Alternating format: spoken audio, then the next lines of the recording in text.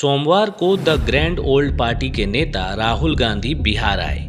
ये उनका इस साल का बिहार में तीसरा दौरा था। वहीं हाल में कांग्रेस नेतृत्व में किए बदलाव के बाद पहला राहुल गांधी का यह बिहार दौरा खास रहा, क्योंकि इसे उनकी तरफ से बिहार चुनाव का आगाज माना जा रहा है। ऐसे में आज राहुल गांधी ने पटना में संविधान बचाओ रैली में जो बातें कही हैं, उस पर राजनीतिक विश्लेषण करना जरूरी है। सबसे पहले उनके भाषण की मुख्य बात को सुनिए। इस देश में अगर आप दलित हो, पिछड़े वर्ग के हो, आदिवासी हो, माइनॉरिटी हो, और उसमें मैं महिला भी जोड़ सकता हूं, पिछड़ा बोला, ईबीसी हो, अति दलित हो, अगर आप अपर कास्ट के नहीं हो तो आप सेकंड क्लास सिटीजन हो। राहुल गांधी के इस बयान से एक बात तो क्लियर है कि वो बिहार में अब पिछड़ा और दलित बनाम अगड़ा की राजनीति करना चाहते हैं। लेकिन उनके इस भाषण से सवर्ण समाज के अंदर चिंताएं बढ़ गई। सवर्ण समाज के वो नेता जिन्होंने जिंदगी खपा दी कांग्रेस के लिए, उन्हें लग रहा है कि अब कांग्रेस को भी सवर्णों की जरूरत नहीं है। राहुल क्यों अलाप रहे हैं ओबीसी दलित का राग? कांग्रेस पार्टी की विचारधारा एक अलग आइडिया ऑफ इंडिया की रही है, जिसमें हर वर्ग का अपना एक जगह रहा है। लेकिन बिहार में राहुल गांधी जी ने जो कहा, वो कांग्रेस के इसी आइडिया ऑफ इंडिया को धता बता रहा है।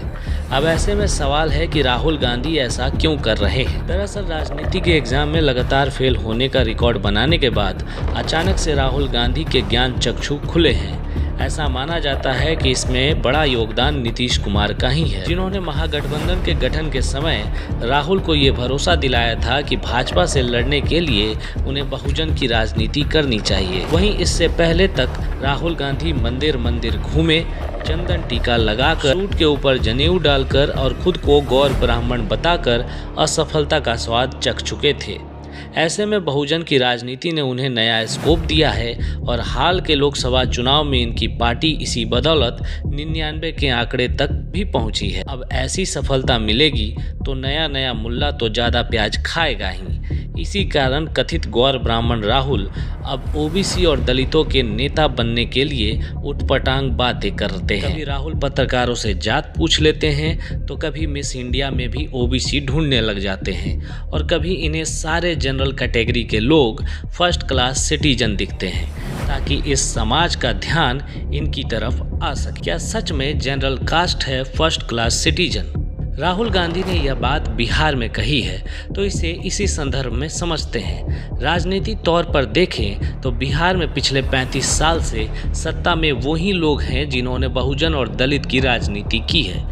ऐसे में चुनाव के समय तो सवर्ण नेताओं की हालत पिछलग्गुओं जैसी है, जिन्हें बची खुची सीट पर सोशलिस्ट नेताओं की दया भावना के भरोसे रहना पड़ता है ताकि सीट मिल जाए। वहीं बिहार में नौकरियों की बात करें तो इसमें करीब 64% हिस्सा ओबीसी और दलित वर्ग का है। वहीं जनरल के पास 31.31% है और इसमें भी 2% हिस्सा मुस्लिम अगड़ों का है, यानी हिंदू जनरल वर्ग के पास 29% नौकरियां। बड़ी बात यह है कि ओबीसी में भी यादव जाति के पास अपनी संख्या के बराबर ही नौकरी में हिस्सेदारी है। इसके अलावा अगर आम तौर पर भी एक नज़र डालें तो बिहार में पिछले 30 वर्षों में ओबीसी समाज से हर क्षेत्र में आपको बड़े उद्योगपति बिहार में मिल जाएंगे।